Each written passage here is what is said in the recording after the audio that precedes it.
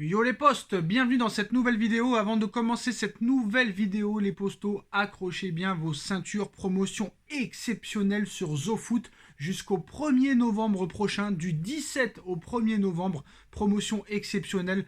Vous avez tous les maillots de tous vos clubs préférés, les maillots domicile, extérieur, third sont disponibles à toutes les tailles. Vous avez aussi, c'est une nouveauté, des chaussures, des maillots NBA, des maillots Formule 1, les postos, des shirts, des chaussettes, des masques, des coupes-vents, des pulls de tous vos clubs préférés. C'est totalement incroyable. Promotion exceptionnelle du 17 au 1er novembre. En plus des moins 10% avec le code promo Sacha, vous avez une promotion incroyable. Si vous achetez 2 articles, vous obtiendrez un maillot offert. Si vous achetez 4 articles de votre choix, vous obtiendrez 2 maillots offerts, plus 2 shirts, plus 2 paires de chaussettes de foot de votre choix et livraison gratuite. Si vous achetez 6 articles, vous obtiendrez 3 maillots de votre choix, plus 3 shirts de votre choix, plus 3 paires de chaussettes de foot de votre choix, plus livraison gratuite.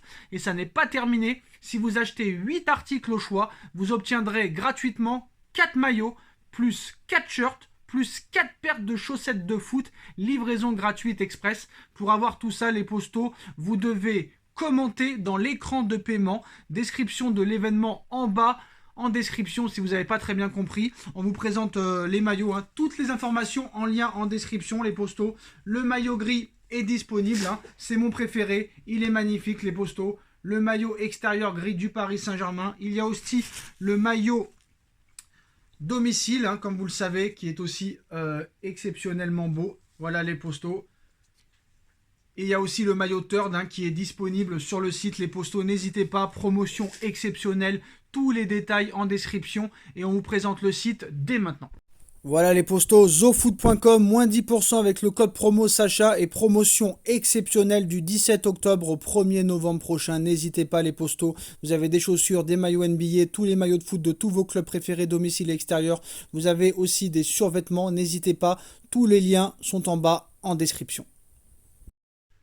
Les postos, on va parler de PSG 3, samedi 17h au Parc des Princes. Victoire obligatoire comme d'habitude pour aggraver un petit peu l'avance qu'on a au classement.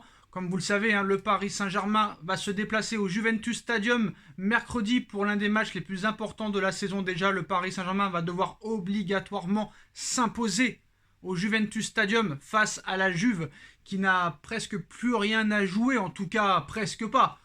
Une place en Europa League, est-ce que c'est vraiment important pour la Juve? Je ne sais pas, quoi qu'il en soit, la Juventus est officiellement éliminée de la Ligue des Champions, mais a encore une chance de jouer l'Europa League. Très clairement, le Paris Saint-Germain contre la Juventus va devoir obligatoirement s'imposer au Juventus Stadium, mais peut-être que de s'imposer ne suffira pas pour finir premier, parce que comme vous le savez, le Benfica peut aussi battre très largement le Maccabi, même si le PSG a pris de l'avance au goal average. Alors comme vous le savez, en Ligue des Champions, normalement, c'est pas le goal average qui compte, c'est le match aller-retour. Mais comme PSG et Benfica ont fait un partout au Benfica Lisbonne et au Parc des Princes, il y a égalité parfaite. Donc ça va se jouer à la différence de but. Pour l'instant, le Paris Saint-Germain est en tête, mais le Paris Saint-Germain, même s'il gagne par exemple 1-0 et que le Benfica en met 6 ou 7 au Maccabi, c'est le Benfica qui sera leader. Donc non seulement le PSG doit obligatoirement s'imposer au Juventus Stadium, mais doit s'imposer largement. Après, voilà, on va surveiller le score du Benfica, mais si on voit que le Benfica commence à gagner 2, 3, 4, 5-0, il va falloir non seulement que le PSG gagne, et c'est jamais facile d'aller gagner à la Juventus, même s'ils sont éliminés officiellement, mais ils peuvent jouer encore l'Europa League, donc peut-être que la Juventus va jouer toutes ses chances, même si le PSG quand même a les moyens de s'imposer, même si y a quelques joueurs qui pourraient être absents face à la Juve, mais une victoire 1-0 pourrait ne pas suffire. Il va falloir que le Paris Saint-Germain joue ce match très sérieusement et gagne peut-être par 2 ou 3 buts d'avance si jamais le Benfica commence à mettre une torgnée au Maccabi. Après, on a vu que le Maccabi quand même était une bonne équipe. On a vu quand même que le Benfica Lisbonne face à la Juve avait une défense déjà assez faible, à part Antonio Silva qui est très très fort en défense centrale. Bon, la défense du Benfica Lisbonne, c'est pas la sécurité sociale. On espère que le Maccabi fera un résultat. Quoi qu'il en soit, le Paris Saint-Germain doit s'imposer à la Juventus. Mais il y a d'abord ce match face à l'Estac, face à Troyes, au Parc des Princes, samedi, 17h. Demain, le PSG doit s'imposer pour accentuer son avance en Ligue 1. Et très clairement, Neymar sera absent officiellement face à la Juve, vu qu'il a pris un 3e carton jaune, et sera officiellement suspendu pour le match face à la Juve. Donc Neymar va logiquement jouer face à Troyes. Mais la question qui se pose, est-ce qu'il faut très clairement faire reposer Lionel Messi et Kylian Mbappé pour qu'ils soient à 100% face à la Juventus? Comme vous le savez, c'est un match très important. Je pense que oui. Peut-être pas les mettre hors du groupe, mais en tout cas les mettre sur le banc. Je pense que Neymar doit être titulaire. Vu que Neymar sera suspendu contre la Juve, il est normal que Neymar joue ce match face à Troyes. Neymar qui est dans une forme resplendissante, dans ce nouveau poste de meneur de jeu, donc je pense qu'il peut jouer. Après, bon, tu prends pas trop de risques quand même à mettre Messi sur le terrain, parce que Messi se blesse presque jamais, mais je pense que soit Messi, soit Mbappé doit être sur le banc ou être reposé face à Troyes. Parce que je suis désolé de le dire, tu n'as pas besoin de Mbappé et de Messi pour gagner face à Troyes. Je pense que devant, si tu joues avec Neymar, Hugo Ekitike et Carlos Soler, ça devrait être 100 fois suffisant, amplement suffisant pour battre cette équipe de Troyes, avec tout le respect que j'ai pour Troyes. En plus, ce qui est bien, c'est que Carlos Soler a marqué son premier but avec le Paris Saint-Germain, donc ça va lui donner de la confiance très clairement. Pour moi, Carlos Soler doit être titulaire, Hugo Ekitike doit être titulaire parce qu'il a fait une très bonne rentrée face au Maccabi, et c'est le match idéal pour que Hugo Ekitike marque son premier but avec le Paris Saint-Germain. Et comme Neymar est suspendu face à la Juve, je pense que c'est le bon moment de mettre Neymar avec Hugo Ekitike et Carlos Soler, une attaque inédite pour pouvoir remporter normalement ce match face à Troyes. Tu n'as pas besoin de la MSN à 100%, même de la MSN au complet, pour battre cette équipe de Troyes. À un moment donné, il faut arrêter les bêtises. Je pense qu'au milieu de terrain, Renato Sanchez aussi doit être titulaire, qu'il faut faire reposer un petit peu peut-être Fabian Ruiz, je ne sais pas. En tout cas, bon, Fabian Ruiz, il a du jus.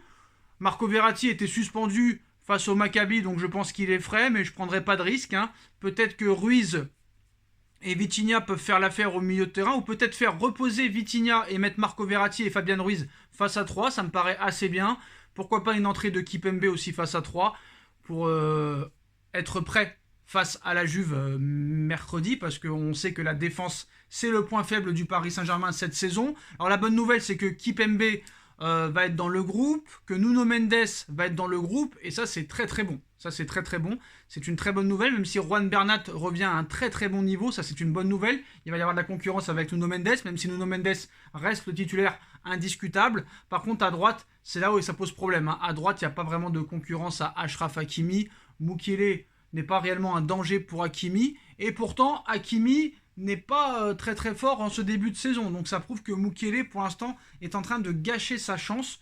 Mais voilà, pour être très clair, je pense que soit Verratti ou Vitinha ou Ruiz, ou plutôt Vitinha et Ruiz, doivent être reposés. Pour moi, Messi et Mbappé doivent être reposés aussi. Neymar doit être titulaire, sachant qu'il est suspendu face à la Juve. Et Hugo Ekitike et Carlos Soler, je pense que c'est le bon moment pour les titulariser, pour leur donner du temps de jeu, pour qu'ils continuent à être efficaces devant le but, et pour que Hugo Ekitike marque son premier but avec le Paris Saint-Germain et qu'il emmagasine de la confiance. Voilà, pour moi, c'est très important de gagner ce match contre Troyes pour être prêt mercredi face à la Juventus. Ça ne sera pas un match si facile que ça, même si la Juventus est en crise, on va pas se mentir, mais ils ont encore une chance de jouer l'Europa League. Le Paris Saint-Germain va avoir la pression parce qu'ils doivent gagner impérativement face à la Juve. Je pense que ce match contre la Juve va être un bon test, mais ne négligeons pas ce match face à Troyes où il faudra absolument s'imposer, les Postos. Donc moi, très clairement, je continuerai cette défense à 4. Je mettrai en défense centrale, pourquoi pas faire reposer un peu Marquinhos et Ramos et faire rentrer Kipembe avec Mukiele en défense centrale. Laisser Hakimi à droite parce que Hakimi a du mal un petit peu à commencer son début de saison. Mettre Nuno Mendes à gauche, un petit milieu de terrain à 3, pourquoi pas Renato Sanchez face à 3, je parle. Renato Sanchez, Marco Verratti, Fabian Ruiz, et devant Neymar, Hugo Ekitike, Carlos Soler. Ça me paraît une très bonne composition d'équipe face à 3 pour préparer ce match très important où la victoire sera obligatoire face à la Juventus. Les Postos, dites-moi en commentaire ce que vous en pensez. On like, on partage, on commente, on s'abonne, et on se retrouve très très vite pour une nouvelle vidéo, les Postos. Tchuss.